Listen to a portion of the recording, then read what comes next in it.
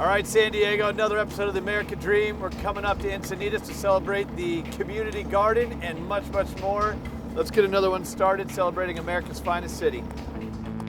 I go to battle for you every day to combat the nonsense in the mainstream media. They're more interested in sound bites and sensationalism. I'm interested in the truth and being your consumer advocate.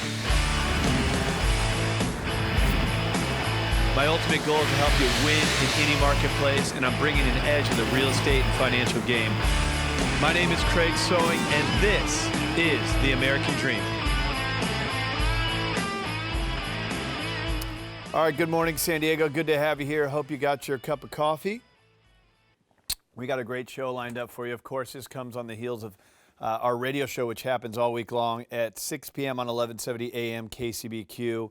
On that show, we're talking about things that are on the front page of the paper, current events, politics, financial markets, real estate. A lot of that stuff we condense into an hour here, Saturday mornings, Channel 4, and it's great to have you here. So let's go ahead and start off on a very hot topic right now. We're kicking off the new year, 2016. You're probably getting your New Year's resolutions together, and you see all this noise in the media about triple-digit swings in the marketplace, bond bubble, real estate bubble.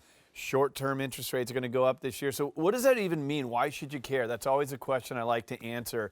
Seems like the media does a good job of sensationalizing this stuff, but why should you care at home? How does this affect you? And that's what we're going to answer here today. But let's go ahead and take a quick look at a video from CNBC that discusses what might be happening with short-term rates and Janet Yellen throughout 2016. Let's take a look.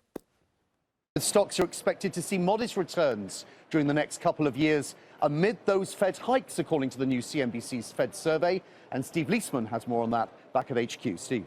Simon, thanks very much. Yeah, looking for modest returns over the next year or so. First, I want to show you this chart and show you how expectations for 2016 have come down in various surveys we've done. Back in December 14, the expectation was for next year to be at 2,300. Well, that's keep coming down. It keeps coming down, by the way, not because Fed rate increase expectations go up. It's the other way around. They brought down their expectations for economic growth. They brought down their expectations for the Fed. Here's where they are now, looking at 2140's expectation for this year versus yesterday's close of 2022. And here's the expectation for next year, or so the year after, 2017, 2223. So that's about 6%, 5.8, and about 10%. Not too bad if it happens amid Fed rate hikes. And take a look here at the expectation for the 10-year. We'll do this quickly. 223 is the current level, closed yesterday. 267 for next year. Again, that's come way down in the expectations of the market here. And for 2017, our first look, just above 3%, which is where we thought we would be last year. Take a look at what the expectations are for the Federal Reserve, how the markets have expected them. Now 80% say that stocks are discounting a rate hike. 85% say bonds are discounting a rate hike. So pretty much expected in there. How many rate hikes next year? According to the CNBC Fed Survey, looking at a median of 3, but a lot of dispersion here. 29% of our 42 respondents say they're expecting 2 rate hikes. 29% say 4 and 3. 21% say they expect 3. So, Carl, we're really going to listen carefully tomorrow to the guidance from the statement and from the Fed chair at the press conference about what's to come after the expected rate hike tomorrow, Carl. Usually I make fun of CNBC videos, but that was actually pretty interesting. We're talking about short-term rates potentially getting increased, which is going to happen throughout 2016. The question is how much, and again, why should you care? So this is a great opportunity to invite our first guest on the program, first guest of the year, Matt Rinkey with Illumination Wealth Management. Matt, good to have you on the show, man. Good to be first here. time. Thanks for having me. All right. So, I mean, that's a CNBC video, a national video. This show is centered in San Diego, California. So I want to make sure we give some advice. But I actually took a couple notes when that video was playing, and it said that of the economists they surveyed, they're expecting 1 rate increase, 12% of them, 2, 29%, 3, 21% are expecting the increase. How many do you expect? I don't really have any predictions, but I think it's important to have context around the rate increases and what that could mean for an investor or anybody even owning a business. And what matters most is the pace of these rate increases, not necessarily how many, but how fast it happens. Okay. And the quicker the rate increase, the bigger the negative impact that it could have on the financial markets. Okay. So it's important to be mindful of that, as what's the pace, not necessarily how many occur. So let me ask you this. We've been talking about the rate increases for quite some time. They've been at 0 to 0.25% for years.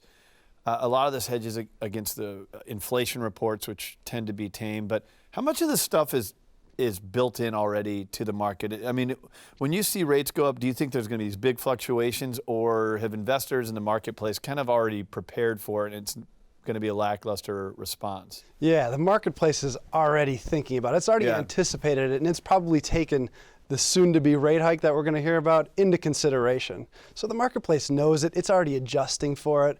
And even for those that deal with, mortgage rates or maybe looking at a mortgage, it's not even necessarily tied to the Fed funds rate that the Federal Reserve is going to be. Isn't that funny how you hear that, though?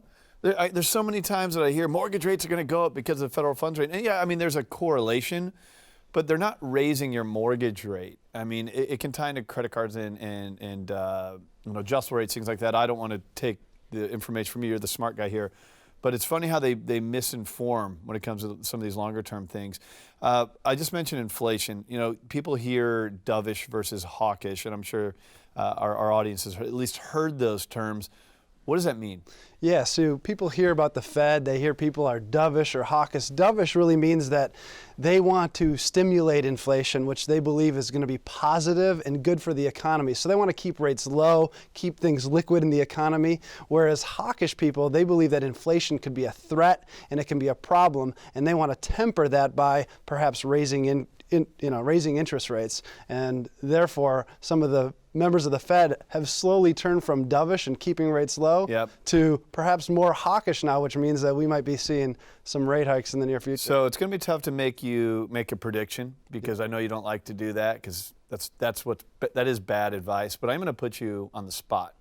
If you were in the Fed, if you were a Fed chair, would you be dovish or hawkish, and why? I just want to be realistic. Okay. I don't necessarily want to be a dove or a hawk. I want to go with what's Come on, everybody wants to be a hawk. Who wants to be a dove? Yeah, completely. I just want to be in touch with the reality and know the historical context to make good decisions. And if I'm managing an investor's portfolio, what is the environment going to do? What does it mean? What's the historical context behind how the markets have moved with interest rate increases? And over time, if you have a well-built, well-designed, diversified portfolio, even a very fast rate increase that happens successively in meeting after meeting, if you have a well-built portfolio, it can withstand that. It can grow. Even in years where there has been those fast rate increases, portfolios have grown at approximately 8% in the year after those 8 increases. If you focus solely on the U.S. stock market, you may succumb to some more volatility, but if you have diversification, you can be built to withstand all that. So the way I'm interpreting that is this: there's a lot of things you can't control, right? The Fed's going to do what the Fed's going to do. You're going to have some that are hawkish, some that are dovish. We'll see what happens with short-term rates. There's going to be all kinds of predictions and volatile movements in the market. There's other things you can't predict as well. Who's going to be president of the United States? We're going to find that out. What might happen between now and then? So a lot of these things you can't control. The things you can control, that's where we got to center our advice around. So these things are going to happen. As they do, what is the best advice you could give to our audience going into 2016, knowing we're going to see rates go up? I mean, it's pretty much a guarantee. Knowing we're going to see a shift in who's the president of the United States, and knowing that anything could happen any single day.